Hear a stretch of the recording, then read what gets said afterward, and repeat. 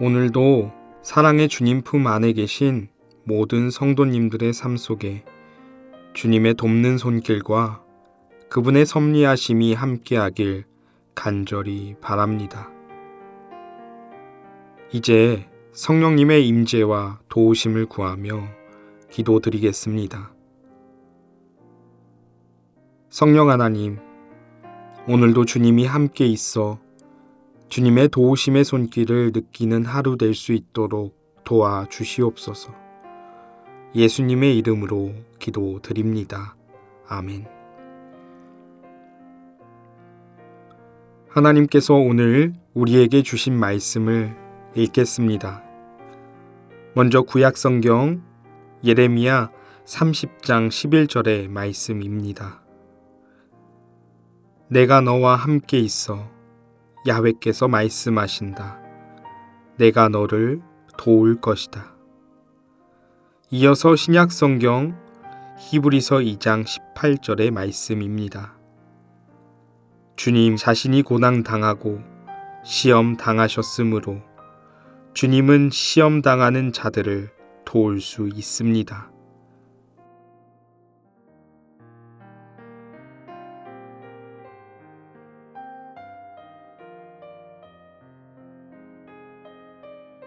이번에는 순서를 바꾸어서 다시 한번 읽겠습니다.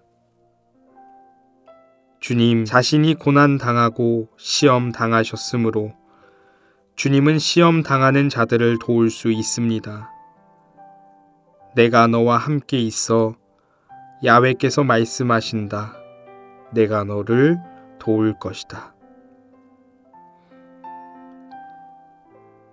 말씀을 읽고 마음에 와서 부딪히는 단어나 구절, 심상을 묵상하며 말씀 앞으로 나아가겠습니다.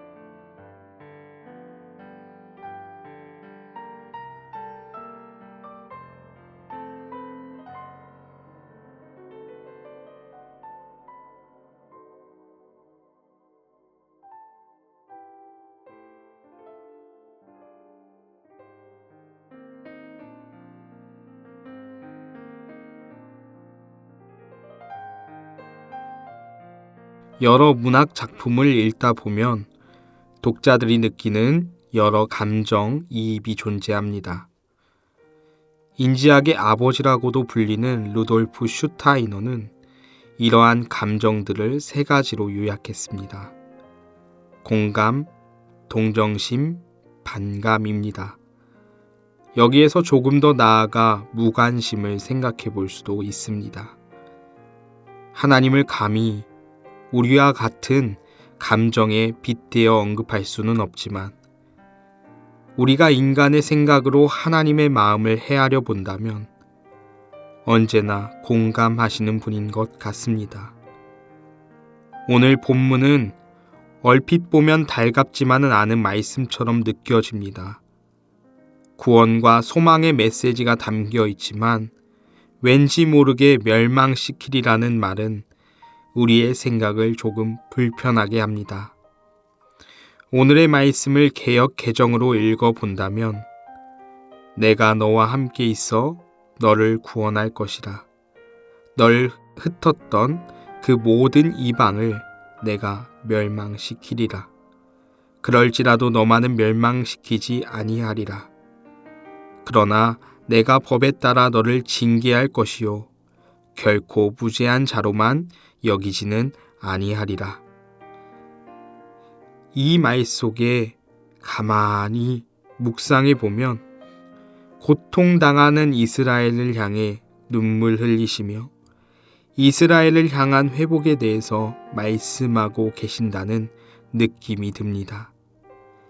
이스라엘의 가장 깊은 곳까지 주님은 바라보고 계시고 그들이 저지른 잘못을 가슴 깊이 아파하십니다. 그리고 이스라엘만은 멸망시키지 않겠다고 약속하십니다. 하나님의 약속은 바벨론 포로 이후 70년 만에 돌아온 유다 족속을 통해 성취되게 됩니다.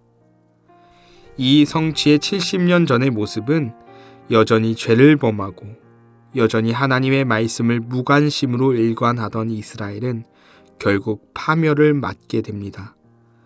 남유다는 곧 멸망하게 되고 멸망당한 이스라엘은 갖은 고난과 고초를 당해야만 했습니다. 그런데 이런 고난은 단순히 이스라엘만 느끼는 고난이 아닙니다. 하나님 또한 이런 고초와 고난 속에 함께 동참하고 계시는 중이었습니다.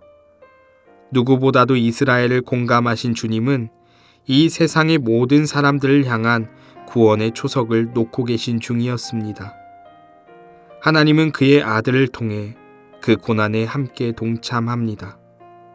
그 동참하신 사건은 무관심으로 일관했던 이스라엘 사람들의 모습을 반영하지 않습니다. 그저 인간이 안타까워 동정심의 차원에서 그의 아들을 보내지도 않습니다. 철저히 하나님은 인간의 모습으로 오셔서 인간과 동일한 산재물로 이 땅에 오셨습니다. 인간의 모습 그대로 우리의 마음에 공감하시고자 우리의 삶에 들어오셨습니다. 우리의 삶에 들어오신 하나님은 우리의 삶을 공감하시고 우리가 당할 고초와 고난을 대신 당하십니다. 주님 자신이 고난 당하고 시험 당하셨으므로 주님은 시험 당하는 자들을 도울 수 있습니다. 주님은 단순히 동정심으로 인간에 대한 안타까움 그리고 거칠애로만 우리의 삶을 감싸 안지 않습니다. 하나님 마음 깊은 곳에서 우러나오는 진정한 공감으로 우리의 삶을 어루만지십니다. 아프고 고난당하는 사람들을 향해 눈을 들어 그의 손과 발을 들어 보여주십니다. 치료받지 못한 마음을 가진 자들에게 하나님 아버지께 버림받은 그의 마음을 보여주십니다. 예수님은 더 이상 살 힘이 없는 사람에게 그가 다시 부활의 능력으로 새 힘을 얻었다는 그 사실을 증거하시며 그들에게 힘을 불어넣어 주십니다.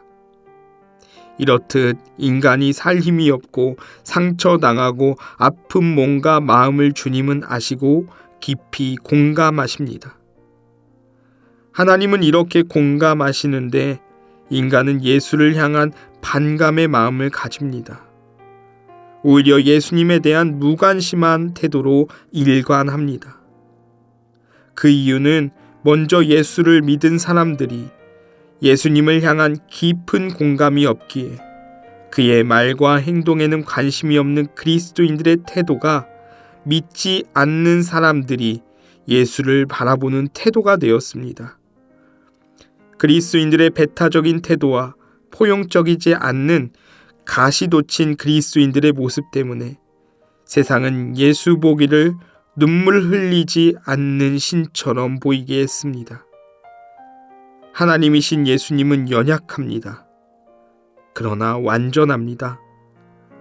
인간을 깊이 공감하시기 위해 연약해지셨고 무관심과 단순한 거칠애로만 이 세상을 보지 않기 위해 완전한 인간으로 오셨습니다. 그러나 그분은 완전합니다. 온전한 공감으로 이 세상과 그리스도인들을 바라보십니다. 그러므로 우리는 그런 연약한 예수의 공감을 따라 살아내야 합니다. 예수님이 하신 것이 우리가 할 수 없는 일이 아니라 우리와 깊이 공감하시고 함께 하시며 예수님의 말씀과 같이 이 세상과도 공감하는 그리스도인이 되기를 간절히 바라고 계십니다.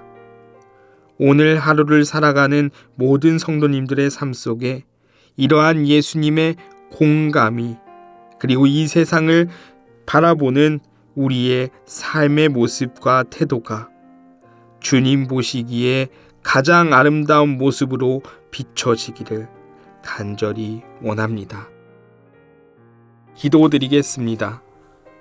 주님, 우리와 깊이 공감하시는 주님, 주님의 이름으로 우리가 설 때 우리의 삶에서 나의 이웃들을 깊이 공감하게 하시고 깊이 공감하는 예수님을 전할 수 있도록 우리의 삶이 연약한 예수님 닮아가게 하소서.